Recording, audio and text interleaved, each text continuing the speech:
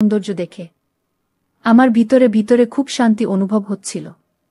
Train নিজের গতিতে চলতে শুরু করেছিল।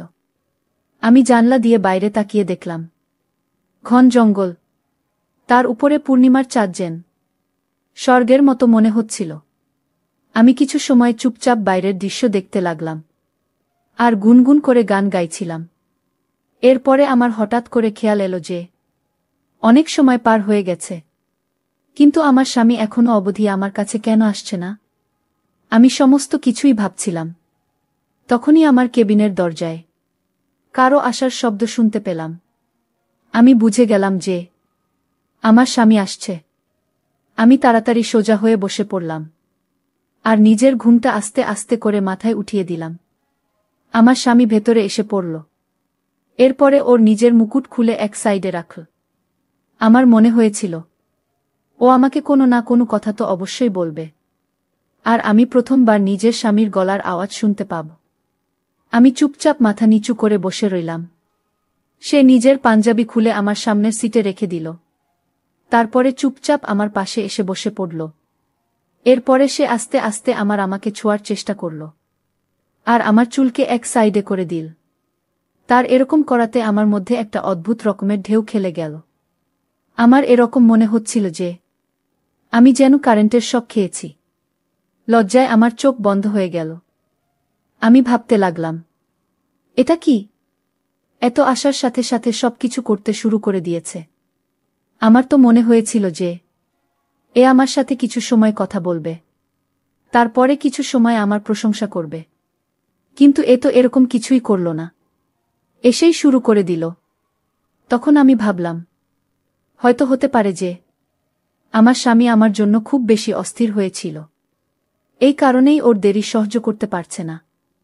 এরপরে আমার স্বামী আমাকে ঘুরিয়ে তার দিকে বসাল আর আমার মুখ নিজের দুহাতে নিয়ে খুব গভীরভাবে দেখতে লাগল।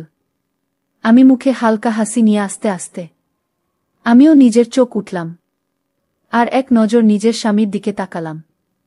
যখন আমি আমার স্বামীকে দেখলাম, তখন তাকে দেখে আমার মন খুব খুশি হয়ে গেল। কেননা আমার স্বামী দেখতে খুব হ্যান্ডসাম, যেরকম আমি মনে মনে চাইতাম সে একদম সেরকমই ছিল।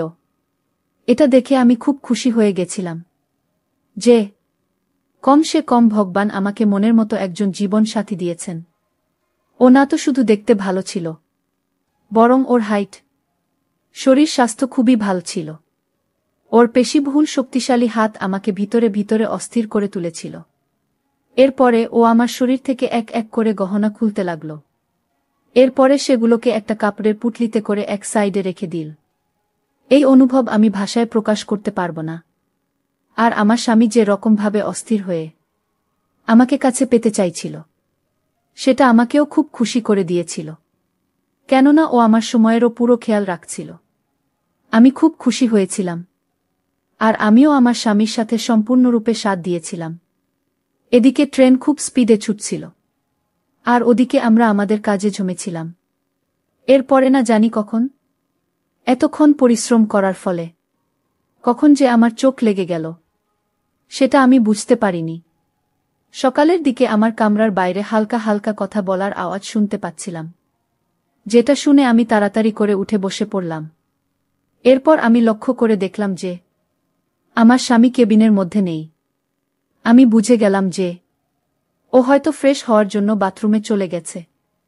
আমি তাড়াতাড়ি করে নিজের কাপড় বদলালাম আর নিজেকে ঘোমটায় ঢেকে নিয়ে যখন বসলাম, তখনই আমার শাশুড়ি নন্দ আর আমার শ্বশুর হন্তদন্ত হয়ে আমার ক্যাবিনের মধ্যে ঢুকে পড়ল। প্রথমে তো আমি কিছুই বুঝতে পারছিলাম না যে কি হয়েছে, তাই আমি তাড়াতাড়ি করে তাদের কাছে জিজ্ঞেস করলাম যে কি হয়েছে। তখন আমার শাশুড়ি বলতে লাগলেন যে তোমার সমস্ত গহনা ঠিকঠাক আছে তো?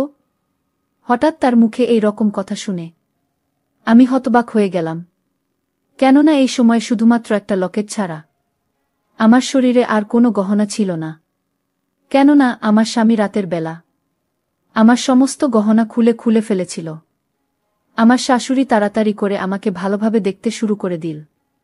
এরপরে এটা দেখে হতবাক হয়ে গেল যে আমার শরীরে একটাও গহনা নেই। এর আগে আমি তাকে কিছু বলতাম, তিনি চিৎকার করা শুরু করে দিলেন যে, এখন তো আমরা সম্পূর্ণরূপে বরবাদ হয়ে গেছি।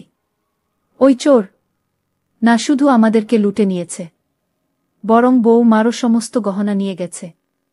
আমাদের তো কয়েক লাখ টাকা লোকসান হয়ে গেল। আমি তো না জানি বৌমার গহনা নিয়ে কত স্বপ্ন দেখেছিলাম। আমি ভেবেছিলাম এই গহনা পরে আমি আত্মীয় স্বজনের বাড়ি যাব, আর সবাইকে গিয়ে দেখাব যে আমার কাছেও এরকম দামি দামি গহনা আছে। কিন্তু এখন আমি কি করব না জানি। আমাদের তো কত লাখ টাকা লোকসান হয়ে গেল, সমস্ত টাকা পয়সা লুট হয়ে গেছে। আমার শাশুড়ি খুব বাজেভাবে কান্না করতে লাগলেন। এরপরে আমাকে বললেন, তোমার বুদ্ধি শুদ্ধি কি সব লোপ পেয়ে গেছে? তুমি কি করছিলে? তুমি টেরও পাওনি যে তোমার সমস্ত গহনা কখন খুলে নিয়ে গেছে? আমি তাদেরকে বলতে চাইতাম যে আমার সাথে সেরকম কিছুই হয়নি, কিন্তু আমার শাশুড়ি আমার কোনো কথা শোনার জন্য রেডি ছিলেন না। তিনি চিৎকার করতে করতে বলতে লাগলেন যে আমার তো মনে হয়েছিল যে বৌমা পা আমাদের পরিবারের জন্য ভালো হবে, কিন্তু এত অপয়া বেরোল, এখনও তো আমাদের বাড়িতে পৌঁছায়নি, তাতে আমাদের কয়েক লাখ টাকা লোকসান হয়ে গেল।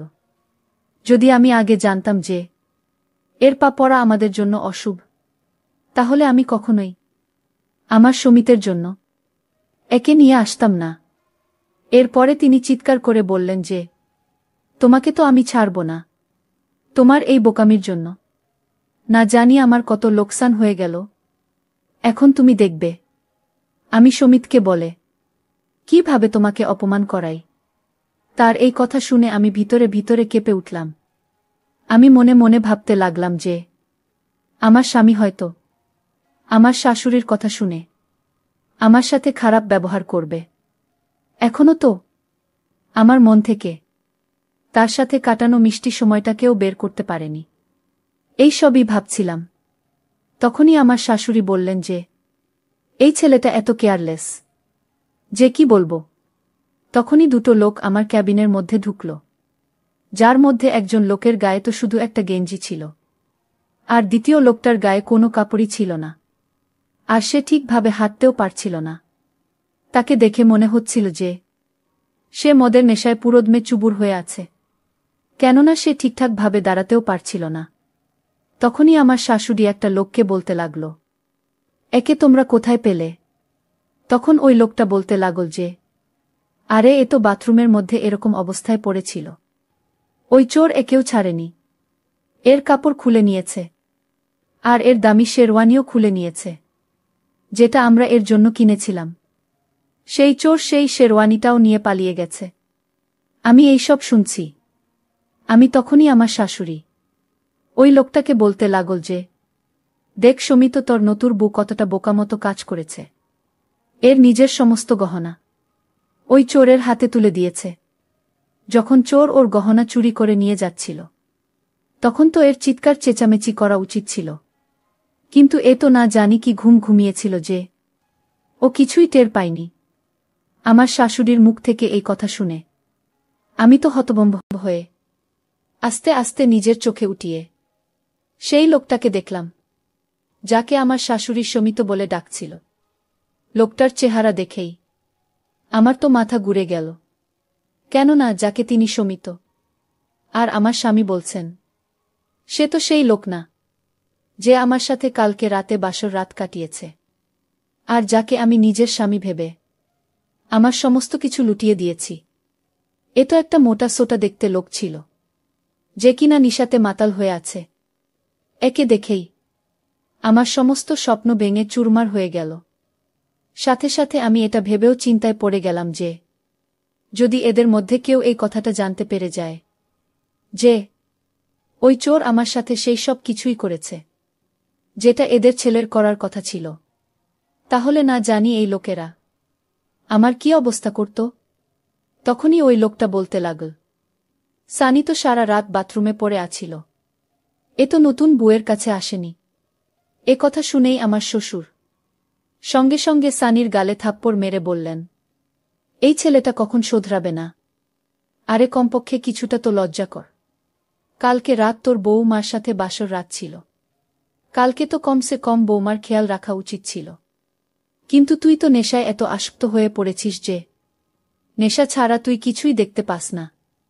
তুই একবারও বৌমার ব্যাপারে ভাবিসনি যে সারারাত তোকে ছাড়া তার একলা কিভাবে কাটবে? বৌমা কতটা অধীর আগ্রহে তোর জন্য অপেক্ষা করছিল। কিন্তু তোর তো কারো কোনো চিন্তাই নেই। এই সমস্ত কিছু তোর মায়ের তোকে বেশি আশকারা দেবার ফল, যার কারণে তুই কারো কোনো কথাই শুনিস না। আমার শ্বশুর এটুকু বলার সাথে সাথে আমার শাশুড়ি শ্বশুরের উপর চিৎকার করে বলতে লাগলেন যে খবরদার, তুমি যদি আমার ছেলেকে কিছু বলো তাহলে ভালো হবে না। ওর কি ভুল ছিল? ভুল তো এই মেয়েটা করেছে। ও যদি সমস্ত জিনিসের খেয়াল রাখত তাহলে আজকে আমাদের লাখ টাকার লোকসান হতো না। আমি মনে মনে ভাবতে লাগলাম যে আসলে এই এক রাতে আমার সাথে কি থেকে কি হয়ে গেল। চোর শুধুমাত্র আমার গয়নাই নিয়ে যায়নি, সঙ্গে আমার ইজ্জতও নিয়েছে। তার উপরে আমার কপালে এত খারাপ শ্বশুরবাড়ি আর এত জঘন্য স্বামী উঠেছে যে কি বলবো। তখন হঠাৎ আমার খেয়াল এল যে ওই চোর যখন আমার গহনা খোলা ছিল